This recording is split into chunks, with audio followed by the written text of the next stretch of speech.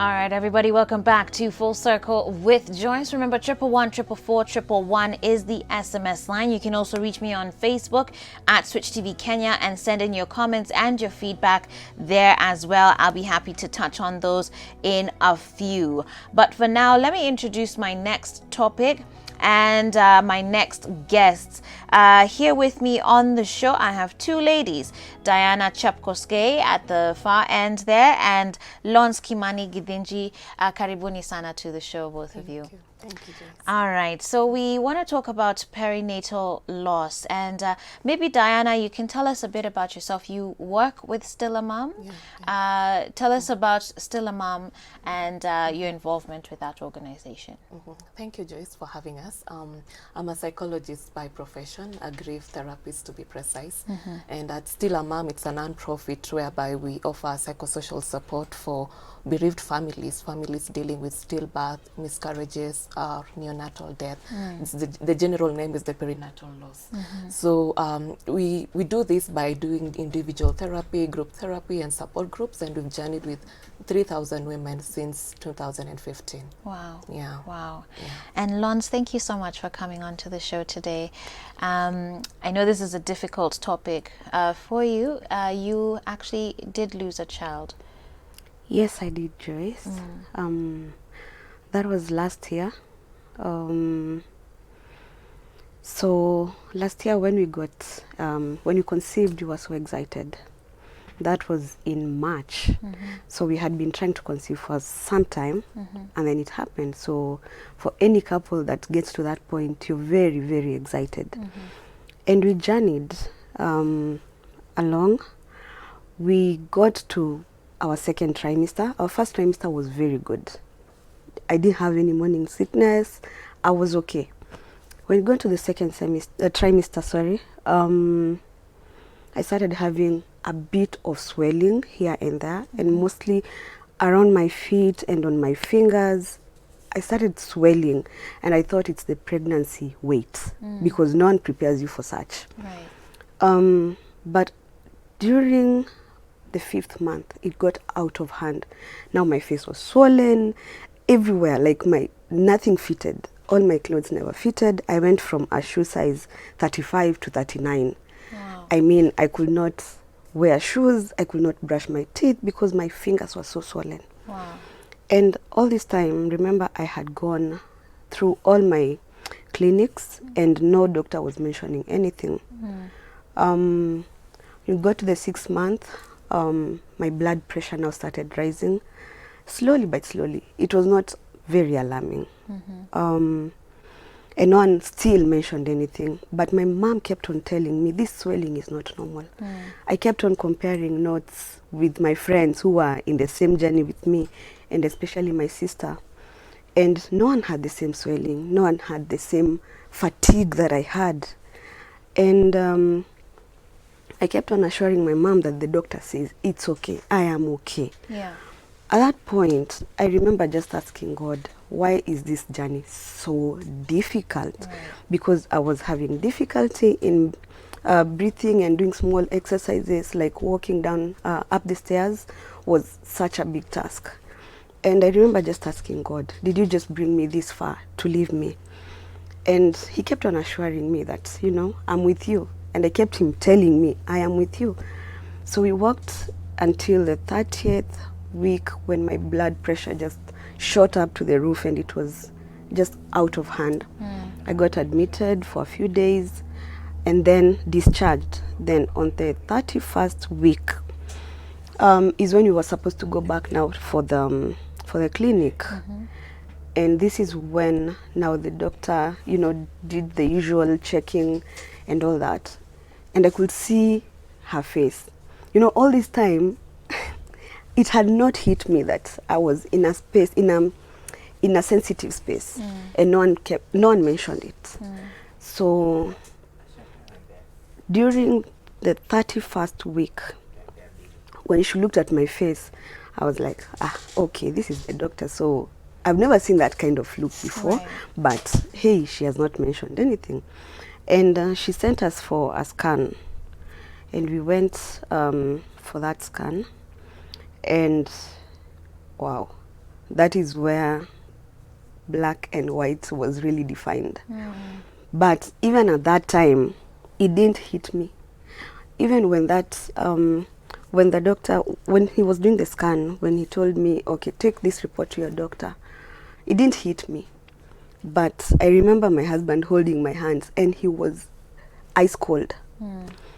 And okay, I figured there's nothing big. As long as no one has said anything, I think we're still on the right track. And then we took the report back to the doctor. And yeah, she told us there was no heartbeat. Wow. Okay.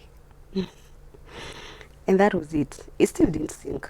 I just looked at her like, what are you saying? What do you mean? And that was it. Wow. Yeah. I'm so sorry for your loss, first of all, and thank you for even coming out here and just sharing your story with us. I think as when you look back on that journey, I'm sure there are many questions and things that run through your mind. Did the doctors ever discover what the swelling was all about? Is that something that now other women you're able to sort of advise them on? Because you said you'd been doing your clinics and no one was saying anything except for your mom. Yeah. Yeah. I think during the 30th week, that is when the doctor said, I have preeclampsia. Preeclampsia is a condition that could occur in pregnancy. That is what, is characterized by all these things. You're swelling all over, you're putting on a lot of weight, you're getting fatigued, blood pressure is way out of hand. And yeah, so on the 30th week, that is when, she mentioned. But I still didn't know what this thing was because it was not broken down. So I knew, yes, I have a condition, but hey, we will get through this. So today in time, if I see any person, or if you get expectant, if you're expectant and you're my friend, I will start working with you from the word go. I also did not pay a lot of attention to the movements of my baby because I thought everything was normal. And you're doing your clinics. Yeah, So I never really paid attention to that movement. And I remember a friend telling me, a doctor friend asking me, how many times in a day do you feel your baby move? Because you're supposed to record. I told them, I really don't check. I really don't, I don't pay attention to it. Now, looking back, I mean, those are the things that, you can pay attention to and probably see or even tell if your baby is in distress yourself, even without the doctor's word. Okay. Yeah. Okay. Diana, something like this is very traumatic. I mean, this is, first of all, laying to rest a child or letting go of a child is unnatural in many ways, right? Because of the cycle of life. How do you start dealing with grief? How do you counsel women who've been through similar experiences? There are even those who, it's a stillbirth or maybe after perinatal, I guess, covers even up to a week of the child's life.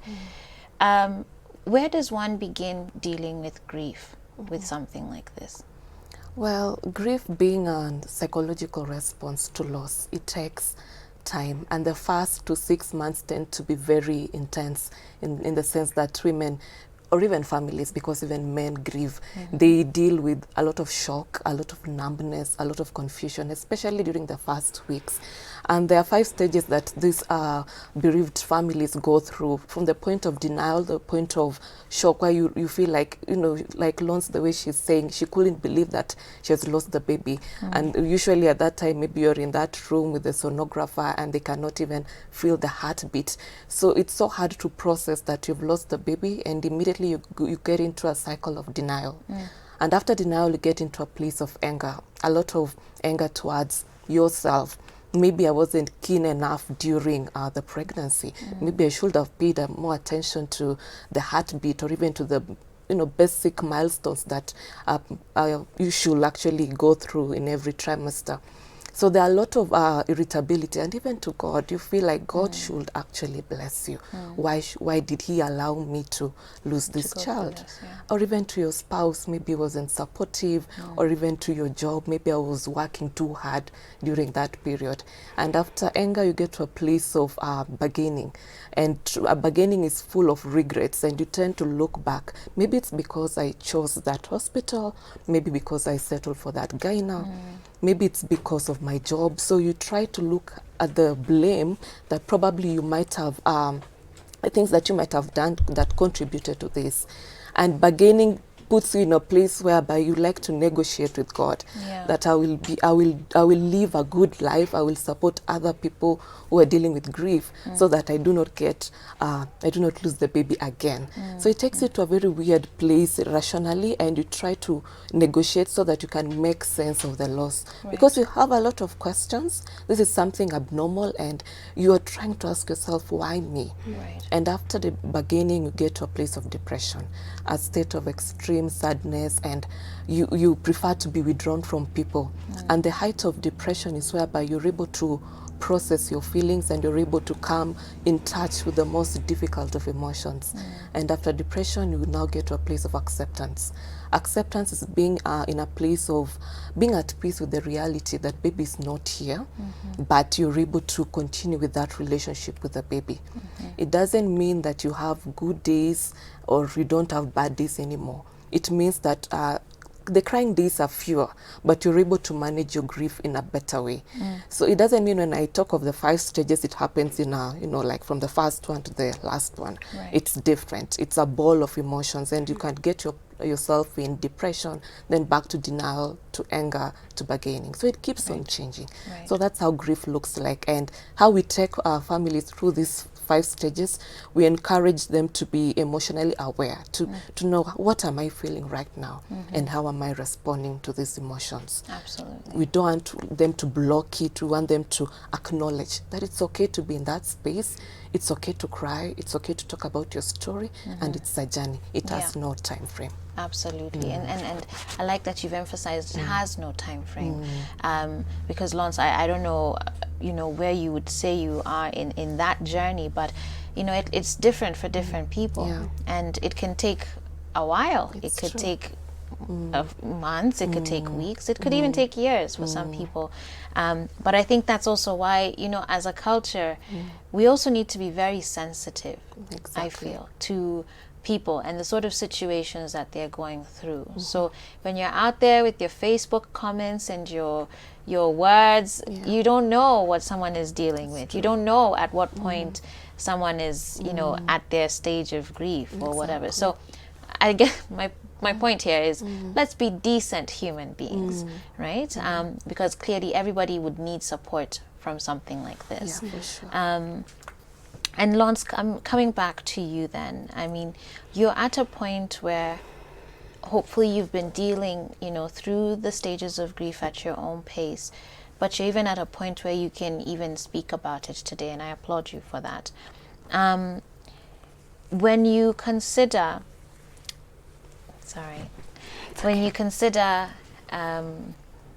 many other women who have been through a similar situation, I don't know at what point you reached out for help, and how important is that? So Still a Mom is a foundation, and I guess you are part of that foundation now. At what point did you reach out for help and counsel, from others and that sort of support? Because it also seems, as you said, there's a point where you withdraw. And for many people, they'll want to do that immediately, because the truth is, the outside world will not necessarily understand. That's true. But maybe we can hear from you as far as how important that actually is. For me, we lost the baby in September, and I really thank God because we have a very supportive family, both my parents and my in-laws. So they were there, they took us in. We were not in our house anymore for like 2 months. So they just took us in and cared for us. And I remember in October, I started now processing these feelings. And as Dana is saying, I got very angry at myself. I got angry at God because I could not understand. And at that point, as I was going through anger and denial, I used to wake up at night and still think I'm expectant because my due date was in November. So I got angry. I bargained with God, just bring this child back. Like, what is it? What is it that I've done? And mark you, at that point, so many of my friends were pregnant at the same point, at the same time. And we were all due in November. Wow. So the more the dates came closer, the more nuts it brought, it drove me. And I realized that, hey, I will go mad, literally go crazy. And in November, I decided to tell my doctor what I was going through because we kept on going for reviews. I told my doctor what I was feeling and the emotions that I was going through because now I was at a point where I was binge watching dead babies. I just sat there on YouTube and watched parents who've lost their babies and how they mourned and how they grieved. And, I just enjoyed seeing them hold their babies. Like, they are dead babies. And at that point, when I told my doctor that, is when I think she realized that I was either going into depression. And she suggested still a mom. And I reached out immediately because I knew deep down that I was in need of help. Yeah. Even though I kept on thinking that, I will do this. I can, I am a strong woman. I can get out of this. But at some point you realize that Even strong women need help. exactly, So I reached out to Still a Mom, and I just thank God that I reached out and I went for the physical meetings. That is where I actually learned how to process this whole emotion thing. Because I learned that, I cannot, it's not a must I go through that straight line. At some point, even today, if something triggers me, I will cry. If I feel like crying, I will cry. If I feel like, just withdrawing a bit, I will do that. Because even today, it's still a bit hard for me to see a baby boy. Like, if you have a baby boy, I am very happy for you, but I cannot, for now, as at now, just hold the baby. I will be there. I will watch them. But holding them is a bit tricky for me. But I'm aware of that. I am really aware of that. And I thank God because I know it's a journey and I'll get over it. Yeah. A day at a time. A step A day at a time. Maybe as we wrap up, I'd like to touch on, if you'd allow, just even your relationship with family, but specifically your husband, and how you are able to relate with one another now, because I imagine that can also be very difficult. Of course, maybe the relationship has changed in one way or another. You're trying to be there for each other. He needs you, you need him. How do you support one another in that way? Any counsel you'd provide, and then I'll ask you to give your final comments as well in relation to that. All right. I am very blessed to have a very supportive spouse. He walked with me through the journey. He never missed any clinic. So when this happened, both of us were in there. Both of us were now trying to process this whole thing. And I think it brought us closer. One, because my husband took a whole 2 weeks just to be with me. We used to cry together. We used to, just try to process these feelings. And I also applaud him because he let his emotions flow. If he felt like crying, he would do that. And that really brought us closer. But I realized also we process these feelings differently. When I chose to reach out, he was a bit, he didn't want to reach out. And I knew that when I was going to Still a Mom, I was doing it for both of us. So whatever I would learn, even if I come home and not tell him this is what we learned, I would apply it to him, so that he also processes the grief with me. All right. Yeah, so that Wow. also when we try to conceive the second time, it would be easier for both of us. Sure. Because if one is left behind, then again it makes everything Absolutely. delayed. Sounds like a good man. You should shout him out. Exactly, Benji. Here, right here, right Thank here. you, babe. Thank you, babe. All right, very quickly as we wrap up then, your final comments, and you can also let people know how they can reach Still a Mom as well. Okay. I like how she brings it up that men grieve differently, and different doesn't have to be bad. It's not actually Right. bad. Men have an instrumental way of grieving, while women have an intuitive way of grieving. When I say intuitive, I mean like we are very expressive, we are very emotional. But for the men, they tend to process grief by problem-solving strategies. That's why they get involved with logistics. You know, what next? Communicating to the family. Are we doing what are the burial options? What are the autopsy options and all that? So they process in a different way, but it's very important that they're able to let out how they feel, so Right. that they do not mask their grief leading to other psychological issues. All right. Yeah. Thank you very much for coming to the both of you. Thank you so much, Lance, for sharing your story. And may God continue to heal you and to comfort you and your husband. And big up to you as well for the work you're doing with Still a Mom. Thank you so And much. how can people reach you guys?